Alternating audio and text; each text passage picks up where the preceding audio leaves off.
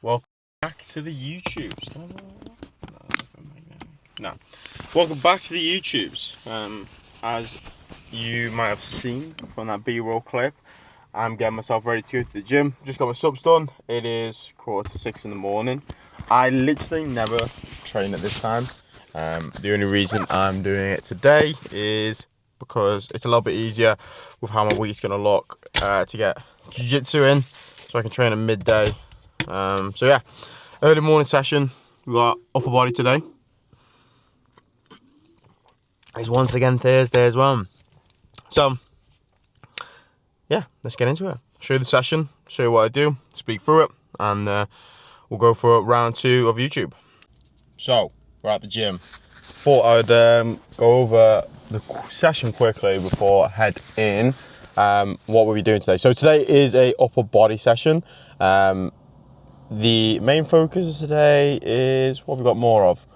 More back related stuff. So I've got pull-ups, incline Smith, a machine press, then a lying lateral raise, upper back row, and then a single arm pull down. That's the session for today. But I am currently doing an upper lower split. So upper lower, 4 days a week.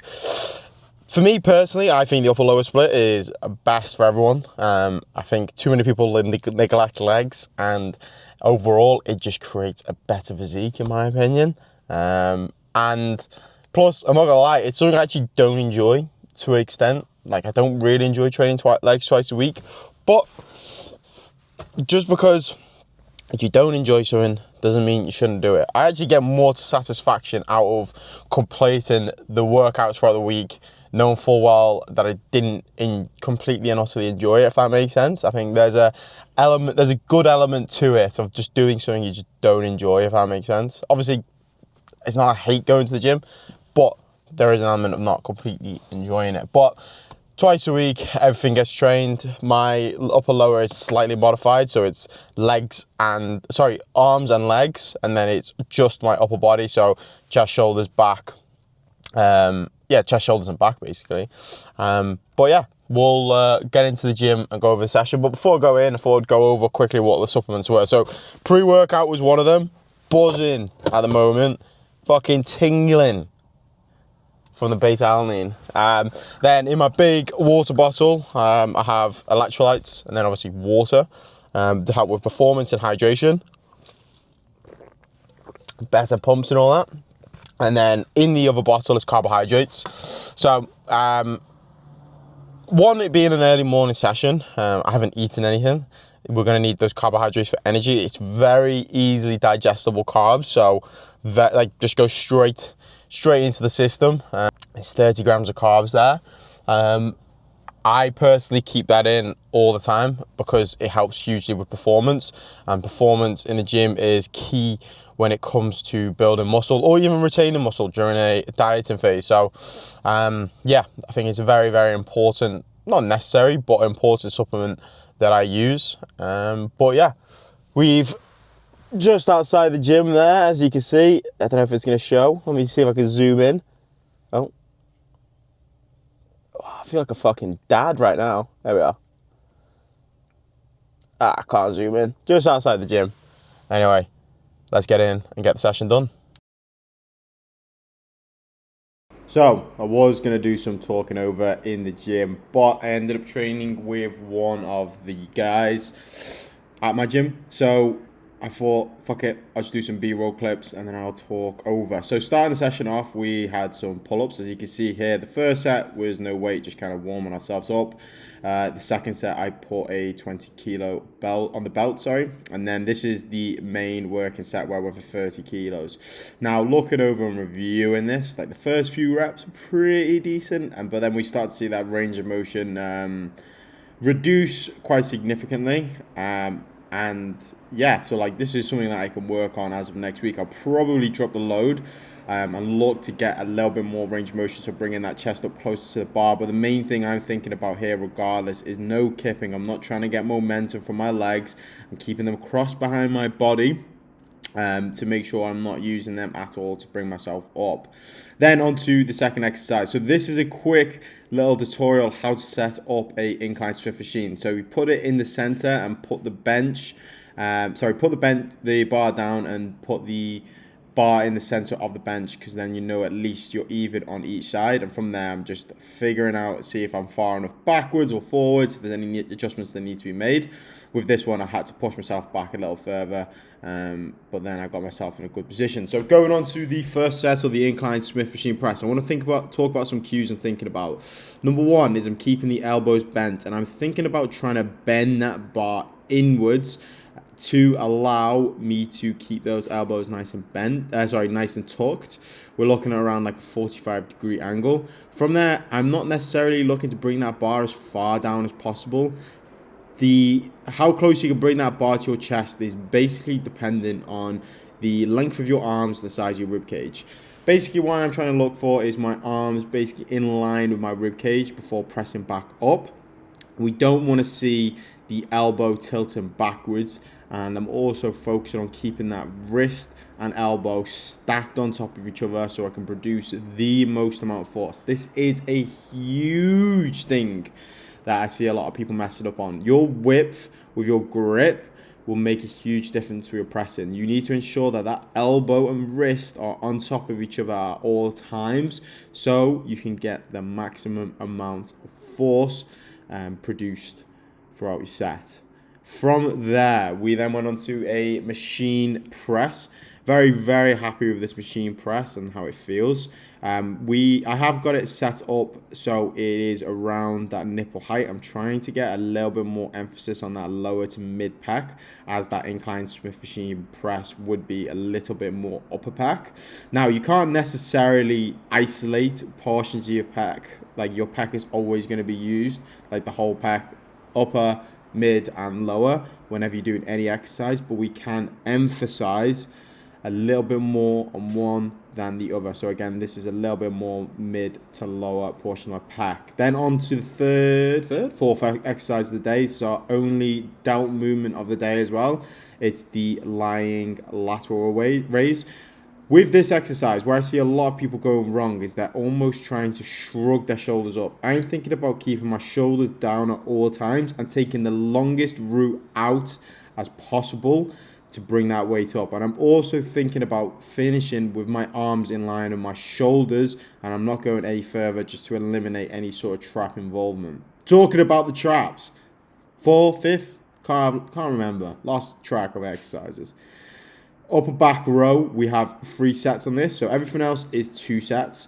This is the only exercise I've got 3 sets on, as I'm trying to bring up my upper back and traps. Here, I'm using that chest support, using the chest support. I'm not allowing myself to round over on that chest support.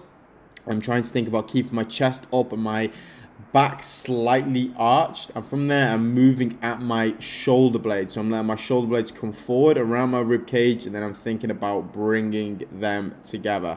On to the last exercise of the day, I had the Nautilus single arm pull down. Now the setup here is not really the best, and I reviewed it after doing my first set, and you'll see the second set in a minute.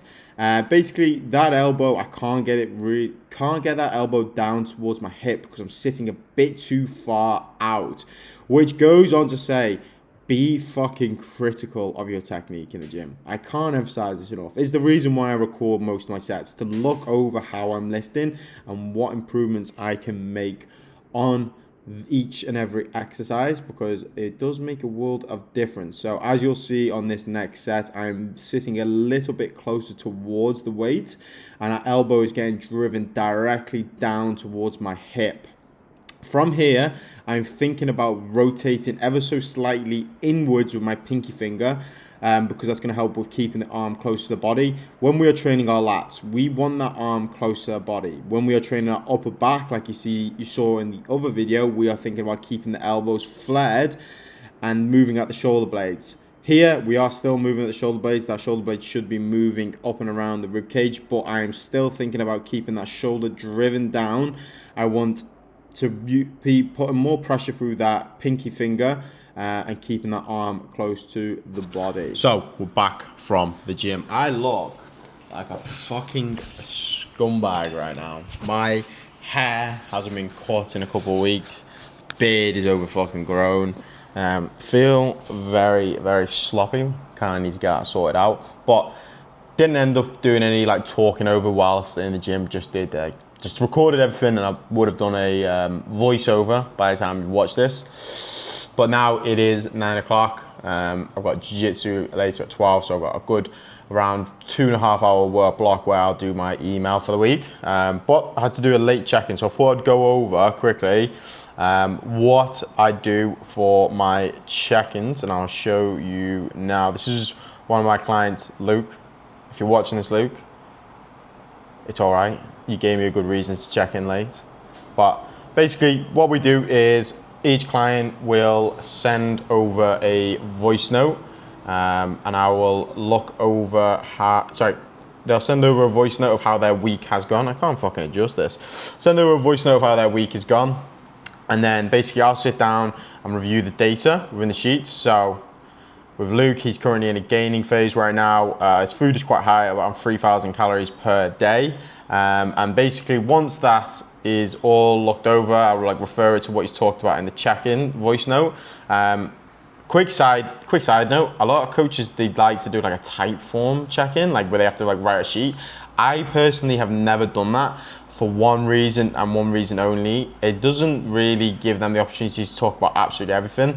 Like Luke was able to touch on a few points here now. He did a competition on the weekend. We made sure we got to the weight, which was good. He had a jiu-jitsu competition, working with quite a few jiu-jitsu people at the moment. But yeah, he got on weight, competed, did well, he came second. But he's noticing on the back end of it, he's a little bit sore and a few other things. So we're just going over why he is feeling sore. Obviously, it's a very physical thing, a jiu-jitsu competition, but also planning out what he's going to be doing the next week. So like the main aim for the check-ins for my clients is like, they'll tell me what's been good, what's been bad, stuff they've struggled with. And then I will then sit down, review the data from the sheets, from obviously the calories they've tracked, the body weight, and then make sure they're heading in the right direction. Luke, again, is in a surplus, so the aim is to build up to our body weight and gradually get stronger over time. And in all fairness, he is looking pretty damn good at the moment. And he's about, how many weeks in?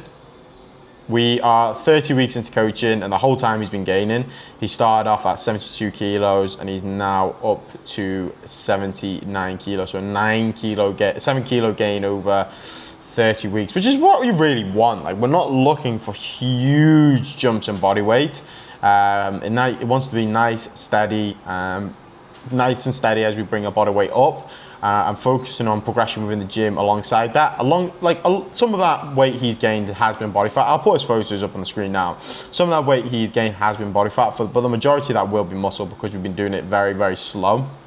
But yeah, his surplus, like his gaining phase, is planned up till around June time, and then we are going to start a deficit where we're going to go into a photo shoot prep. But yeah, once they've sent over the voice notes, I'll jot down the notes. I'm not going to show you the notes I made because obviously it's personal towards him. And then basically every client will get a video check-in sent back to them, so that they can watch it and then they can understand what they're going to be doing for the next week. But I thought it'd be very important to kind of go over that in general. But like I said, today is not really a check-in day. It was just one late check-in I need to do. So I'm going to be spending the next couple of hours sitting down and writing out a email for my email list. We'll also be having a meal in a bit. Probably aim to eat within the next 20 to 30 minutes.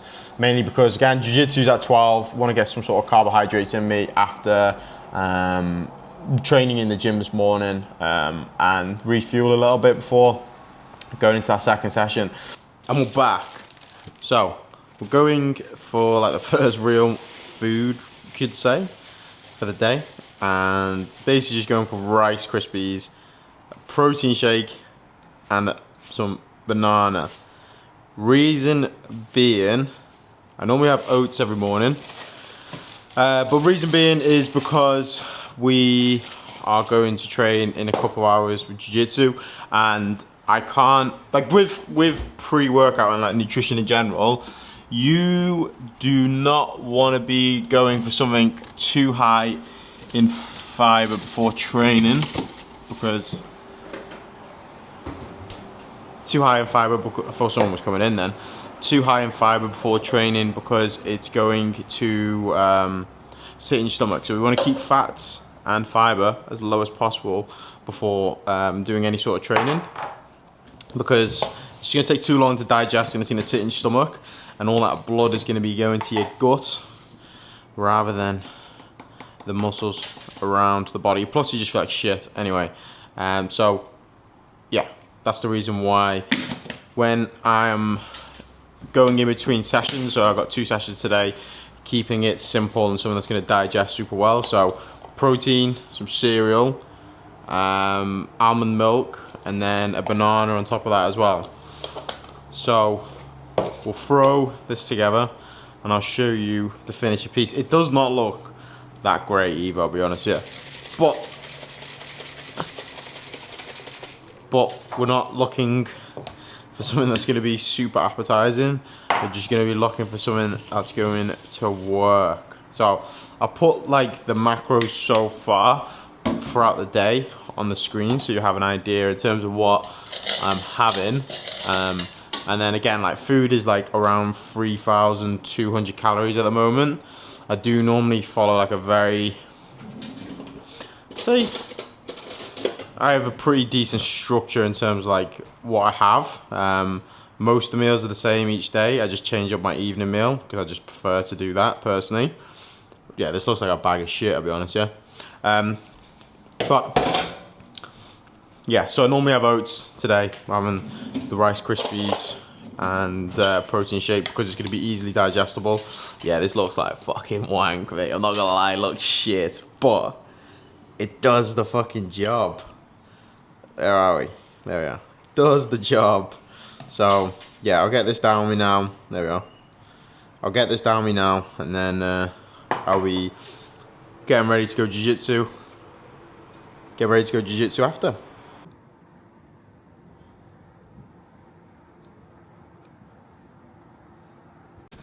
And we're back, bitches. As you've seen before in that clip, the good old fucking chicken and rice. Can't beat it. Can't beat it. That is actually a staple within the diet. So now the time is 3 o'clock. Done some work once I got back from jiu-jitsu. I was going to film some stuff, but just didn't end up getting the camera out. Potentially in the next couple of clips, depending who's in. Sorry, the next couple of videos, depending on who's in and who's comfortable being a little bit recorded a little bit. But we'll try to get some footage anyway. But now, the main thing has been doing. The main thing I've been doing is just getting some content ready for today and getting it posted. But I'll keep you in the loop in terms of what I mean for the rest of the day, because I'm going to kind of turn this to a full day of eating. So I'll speak to you in the next couple of hours.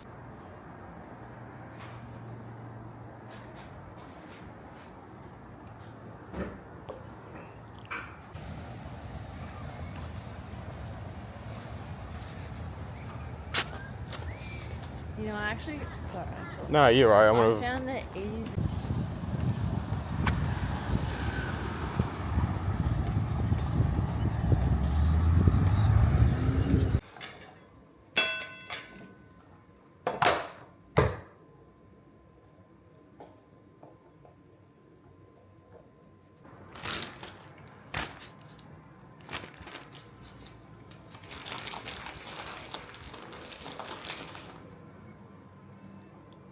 And today's the next day. As you saw in the last clip, I had some pre-made pasta and beef mince, like basically a bolognese, a little bit of cheese on top. But finished the day. Oh, and also sourdough before that as well, sourdough jam, and some Greek yogurt. But I finished the day on 2,843 calories, which is, to be fair, lower than my target. But